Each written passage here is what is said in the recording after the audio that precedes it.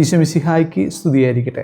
നിങ്ങൾക്കൊക്കെ അറിയാവുന്ന രണ്ട് കാര്യങ്ങളെ ഓർമ്മപ്പെടുത്താനാണ് ഞാൻ വന്നിരിക്കുന്നത്. ഒന്ന്, ദുഃഖവെള്ളി എന്നുള്ള പദം, അത് ഇംഗ്ലീഷിലേക്ക് അതെങ്ങനെയാണ് ഗുഡ് ഫ്രൈഡേ ആയി മാറുന്നത്. ഈ ഗുഡിന് ഇംഗ്ലീഷിൽ ഹോളി എന്നൊരു അർത്ഥം കൂടിയുണ്ട്. ആ ഒരു അർത്ഥത്തിൽ ഗുഡ് ഫ്രൈഡേ ഉപയോഗിക്കുന്നു എന്നുകൂടി നമുക്ക് മനസ്സിലാക്കാം. മറ്റൊന്ന്, പണ്ട് ഗോഡ് ഫ്രൈഡേ എന്നൊക്കെ ആയിരുന്നു എന്നാണ് പറഞ്ഞുകൊണ്ടിരുന്നിരുന്നത്. പിന്നീട് അത് വിളിച്ചത് ഗുഡ് ഫ്രൈഡേ ആയി മാറിയെന്നും പലരും അഭിപ്രായപ്പെടുന്നു. ഇതിന് ദൈവശാസ്ത്രപരമായിട്ട് വലിയ അർത്ഥമുണ്ട്. അത് മറ്റൊന്നുമല്ല, ഈശോ കുരിശിൽ മരിച്ചത് നമ്മുടെ രക്ഷയ്ക്ക് വേണ്ടിയാണ്. പാപങ്ങളിൽ നിന്ന് നമ്മെ മോചിപ്പിച്ച് രക്ഷയിലേക്ക് നയിക്കാനാണ് ഈശോ കുരിശിൽ മരിച്ചത്.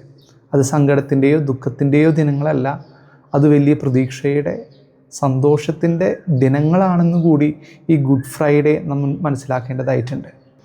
മറ്റൊരു കാര്യം പറയാനുള്ളത്, നമ്മളെല്ലാവരും കണ്ടിട്ടുള്ള വളരെ ഹൃദയസ്പർശിയായിട്ടുള്ള ചിത്രമാണ് passion of the Christ. മെൽ Gibson സംവിധാനം ചെയ്ത ചിത്രത്തിൽ അതിലൊരു രംഗമുണ്ട്. അതായത് ബറാബാസ് മോചിതനായിട്ട് സന്തോഷത്തോടെ കടന്നു പോകുമ്പോൾ ഈശോയെ നോക്കുന്നൊരു രംഗം. അതിൽ അഭിനയിച്ചിരിക്കുന്നത് ഇറ്റാലിയൻ നടനായിട്ടുള്ള പിയാട്രോ സുരഭി എന്ന് പറയുന്നൊരു മനുഷ്യനാണ്. അദ്ദേഹം ഇൻ്റർവ്യൂവിൽ പറയുന്നുണ്ട്, ആ നോട്ടത്തിലൂടെ ഈശോ അവനെ യഥാർത്ഥത്തിൽ നോക്കിയെന്നുള്ളൊരു അനുഭവമാണ് അവിടെ പങ്കുവയ്ക്കുന്നത്. അദ്ദേഹത്തിൻ്റെ വ്യക്തിപരമായ ജീവിതത്തിൽ, വിശ്വാസപരമായ ജീവിതത്തിൽ വലിയൊരു സ്വാധീനം ജിം കാലിസനാണ് ഈശോയായിട്ട് അഭിനയിക്കുന്നത്.